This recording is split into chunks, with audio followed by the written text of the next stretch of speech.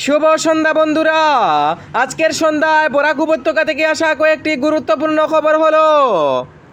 ঘোষণা করা হলো আসামে বিটিসি নির্বাচনের ফলাফল। রাজ্যের মুখ্যমন্ত্রী ডক্টর হিমন্ত বিশ্ব শর্মা যেভাবে ফলাফল আশা করেছিলেন সেইভাবে ফলাফল থেকে আরও উন্নত দিকে ফলাফল হলো ভারতীয় জনতা পার্টির।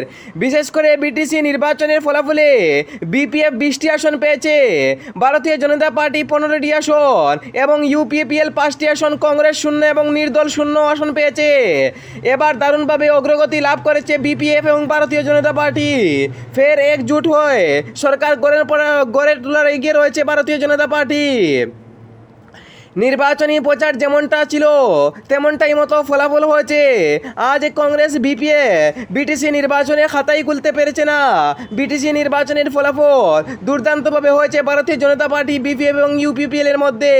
সরকার কার গঠন হবে তার সময় দেখার অপেক্ষায় রয়েছে আসামের লক্ষ লক্ষ জনগণ। আজ বিটিসি নির্বাচনের ফলাফলে কংগ্রেস 0 আসন পেয়েছে। আজ বিটিসি নির্বাচনের ফলাফলে যেমনটা ফলাফল কংগ্রেসের দিকে আশা করা হয়েছিল তেমনটাই ফলাফল করতে পেরেছে না ভারতীয় জাতীয় কংগ্রেস। ভারতীয় জাতীয় কংগ্রেস বিশেষভাবে বিটিসি নির্বাচনে গত কয়েক বছর ধরে দারুণ ফলাফল করার সম্ভাবনা রয়েছিল, কিন্তু এখনও পর্যন্ত বিটিসি নির্বাচনে খাতাও খুলতে পারেছে না ভারতীয় জাতীয় কংগ্রেস।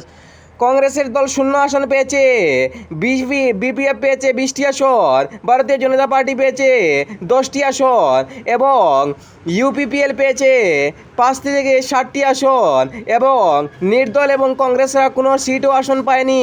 এখনও পর্যন্ত বিটিসি নির্বাচনের ফলাফল রয়েছে সম্ভবত এবং বিজেপি জোট সরকার হওয়ার সম্ভাবনা আবারও বিটিসি নির্বাচনের ফলাফলে দেখা যাচ্ছে। বিটিসি নির্বাচনের ফলাফল রাজ্যের মুখ্যমন্ত্রী ডক্টর হিমন্ত বিশ্ব শর্মা বলেছিলেন যে তেমন আশা করার মতো ফলাফল হবে না, কিন্তু আজ ভালোই ফলাফল করেছে ভারতীয় জনতা পার্টি।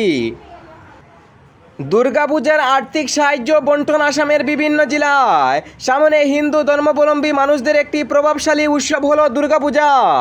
এই দুর্গাপূজাকে সামনে রেখে রাজ্যের বিভিন্ন জেলায় ইতিমধ্যে টাকা বন্টন করা শুরু হয়ে গিয়েছে। প্রত্যেকটি মণ্ডল কমিটিদেরকে 10,000 টাকা উপাদান দিয়েছেন রাজ্যের মুখ্যমন্ত্রী ডক্টর হিমন্ত বিশ্ব শর্মা। মুখ্যমন্ত্রী ডক্টর হিমন্ত বিশ্ব শর্মার নির্দেশ অনুসারে এবার প্রতিটি মণ্ডপ কমিটিদেরকে 10 থেকে 12,000 টাকা পর্যন্ত প্রদান করা হচ্ছে। আসামের 3টি জেলার মধ্যে বরাক উপত্যকার 3টি জেলা, আসামের বিভিন্ন জেলার মধ্যে বরাক উপত্যকার 3টি জেলা, কাছাড়, হাইলাকান্দি এবং শ্রীভূমি জেলার বিভিন্ন মণ্ডল কমিটিদেরকে 10 থেকে 12,000 টাকা করে আর্থিক সাহায্য বন্টন করা হচ্ছে। কাছাড়ের বিভিন্ন বিধায়ক এবং বরাক উপত্যকার বিভিন্ন বিধায়করা এই মণ্ডল কমিটিদেরকে টাকা বিতরণ করছেন। দুর্গাপূজা যাতে নির্বিঘ্নে সমাপ্ত হয় তার কারণে প্রস্তুতি জোরদারভাবে রয়েছে আসামের বিভিন্ন জেলায়। প্রশ্নপত্র ফাঁস নিয়ে ফের উত্তাল উত্তরাখণ্ড। ভারতের একটি বিশেষ রাজ্য হলো উত্তরাখণ্ড। প্রশ্নপত্র ফাঁসের অভিযোগে রণক্ষেত্রে পরিণত উত্তরাখণ্ড। রাজ্যের একাধিক স্থানে পেপার অর্থাৎ প্রশ্নপত্র ফাঁসের অভিযোগে বারবার সংবাদ শিরোনামে থাকেন মুখ্যমন্ত্রীরা। এবারও ফের উত্তরাখণ্ডে দেখা গেল এমন বিচিত্র কাণ্ড থেকে হতবাক বিভিন্ন মানুষ। বিশেষ করে ছাত্রছাত্রীরা ধর্নায় নেমেছেন। হাজার হাজার ছাত্রছাত্রীদের প্রতিবাদে মুখর হয়ে রয়েছে উত্তরাখণ্ড রাজ্যটি।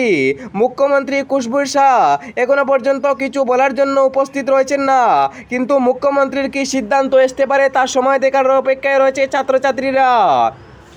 রাজ্যে অর্থাৎ ভারতের একাধিক রাজ্যে বারবার প্রশ্নপত্র ফাঁসের অভিযোগে বিতর্কের মধ্যে থাকেন, কিন্তু এখনো পর্যন্ত প্রশ্নপত্র ফাঁস যারা করে তাদের বিরুদ্ধে করা ব্যবস্থা করার সম্ভাবনা পায় না সরকার। এই নিয়ে ফের বিতর্কের মধ্যে উত্তরাখণ্ড সরকার।